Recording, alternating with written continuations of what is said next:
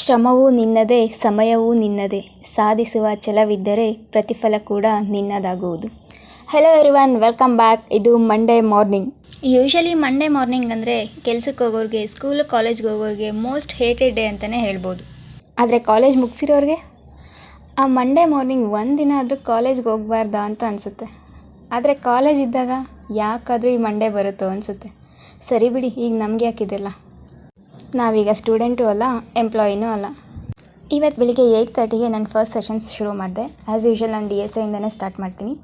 ಅದಾದಮೇಲೆ fresh up ಆಗಿ ತಿಂಡಿ ಮುಗಿಸಿ ಸ್ವಲ್ಪ ಹೊತ್ತು ರೆಸ್ಟ್ ಮಾಡಿ again I started my second session.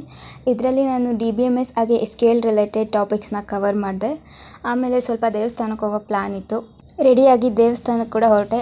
ನಮ್ಮ ಮನೆಯಿಂದ ಆಲ್ಮೋಸ್ಟ್ ಒಂದು ಅರ್ಧ ಗಂಟೆ ಜರ್ನಿ ಅಷ್ಟೇ. ದೇವಸ್ಥಾನಕ್ಕೇನೋ ಬೇಗನೆ ರೀಚ್ ಆದೆ, ಆದರೆ ಆಷಾಢ ಮಾಸ ಆಗಿದ್ದರಿಂದ ತುಂಬಾ ಜನ ಇದ್ದರು. ಆಲ್ಮೋಸ್ಟ್ ಒಂದೂವರೆ ಗಂಟೆ ಕ್ಯೂವಲ್ಲೇ ವೆಯ್ಟ್ ಮಾಡಿದ್ದಾಯಿತು. ಕೊನೆಗೂ ದರ್ಶನ ಮುಗಿಸ್ಕೊಂಡು ಪ್ರಸಾದ ತಿಂದ್ಕೊಂಡು ಮನೆಗೆ ರಿಟರ್ನ್ ಬರೋ ಅಷ್ಟರಲ್ಲಿ 8:30 ಆಗಿತ್ತು. ನಾನು ಥರ್ಡ್ ಸೆಷನ್ ಸ್ಟಾರ್ಟ್ ಮಾಡೋ ಅಷ್ಟರಲ್ಲಿ ರಾತ್ರಿ 9 ಗಂಟೆ ಆಗಿತ್ತು.